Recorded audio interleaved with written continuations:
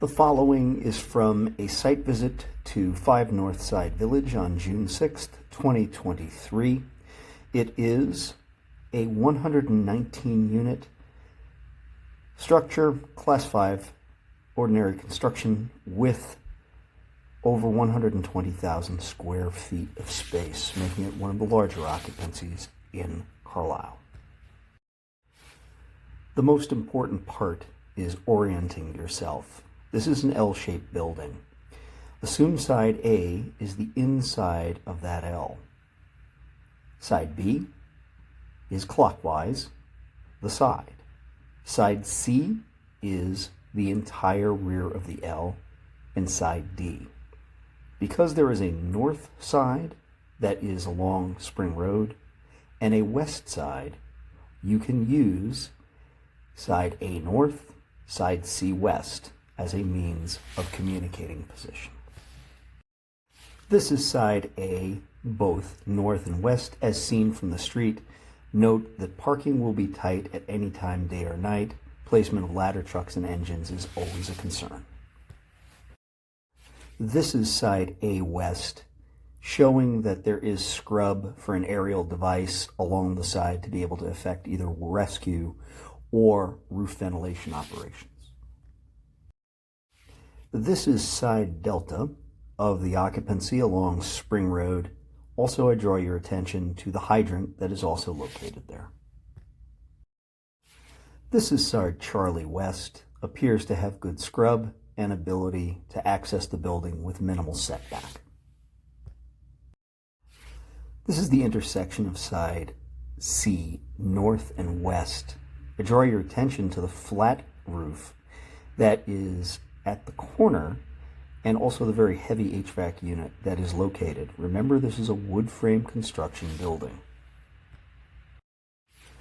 This is side C north along Spring Road. Again, good scrub and not too bad on setback from the road to effect either of rescue or ventilation operations. This is the Bravo Charlie side along Spring Road. I draw your attention to the hydrant that is also located across the street. This is side Bravo of the structure, only to highlight the gas that is coming into the building. There's also a shutoff immediately inside of the building, located across from where it is photographed. This picture shows, again, the Bravo side, but more importantly, you see the sizable setback from side B to the street. We are now back at side A. This is the apex of side A, right by the vestibule, allowing you entrance. Additionally, you will see the FDC, which is a 5-inch FDC, sprinkler main drain, and a Knox box. Going in the front door, you will see the elevator, which is to be a traction elevator that goes from the basement all the way up to the 4th floor. Immediately to your right, upon entering, you will see a stairwell that allows you access to the basement floor, where there are a number of features for the building mechanicals. Pictured here is the main water supply, as well as to be the main riser for the sprinkler system. Across from the sprinkler room is the main electrical room. As you see here, separate breakers for each of 119 units. Even though the units have their own breakers, you can also control that from down in the electrical room. This is the pit of the elevator shaft. This is viewable from the basement, and you can see that it is not deep enough to house anything for hydraulic, meaning that this will be for a traction elevator. On the AB corner, next to the stairwell, you will find, behind a locked door, the gas shutoff, which will allow you to be able to shut off all the gas to the occupancy. As I had shared earlier, on the Bravo side, you will see it next picture, exterior. Once you have shut it off, UGI is the only one to turn it back on. This is immediately opposite the shutoff that I just showed you. That is side Bravo of the structure. This is the first floor on the north wing. What you should be thinking about is the length of the hallway, the fact that there are standpipes located at either end, and the fact that these are split-level garden apartments, meaning that every single one of these apartments on the first floor has a stairwell leading to the basement floor, as well as a window well, which is used for secondary egress. As stated earlier, there are standpipe connections located on all floors, both inside the stairwell as well as within the hallway in both wings. This should be able to accommodate a normal standpipe kit of 100 feet with probably an additional 50 feet of 3-inch brought to ensure deeper penetration as it relates to either of a basement or an attic attack. This is the reverse view, first floor. From the hallway is what you're looking at. You see the kitchen and then the stairwell to the left. Coming down the stairs, you will see the basement egress. This is for all of the apartments on the first floor. All are split level with basement egress. To the rear of the basement apartment, you will find the hot water heater, which is electric.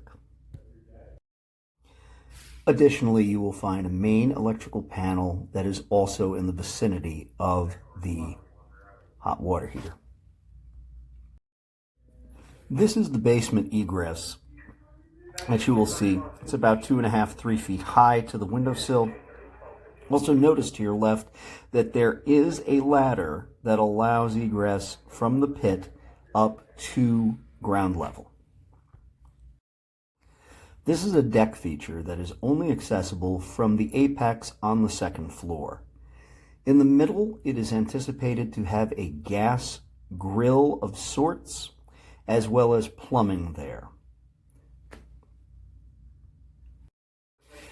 This is the view from one of the terraces on the north wing. Moving up to the fourth floor, this too has a split level, meaning the fourth floor as well as an upper level. What you see here is the framing, the rafters, and the rock wool. There is no void space, and it is strictly just the thickness of the rafters and then the roof surface on top. This is how the fourth floor hallway looks, but again, remember that we also have a fifth floor that is not visible from the hallway. This is the reverse view of the same hallway. This is the perspective from the fourth floor west wing balcony, and you can see this is exactly how you'd see it if somebody in an aerial device was rescuing you. This is the upper level of the fourth floor apartment, all framed out, and you can also see very clearly the rafters. There is no void space.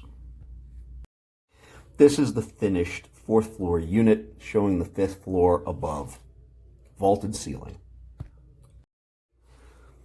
This is another view where you see the kitchen below and then upstairs living quarters.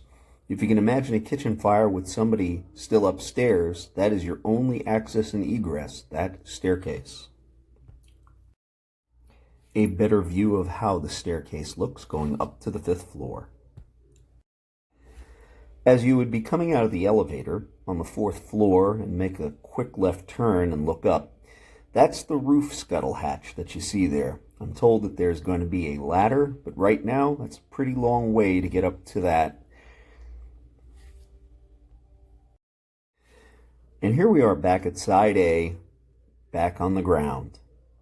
Hopefully you've had the opportunity to learn a little bit about this 120,000 square foot building that's only about a quarter mile from the station. And obviously we will be there many times in the future. Hope this helps.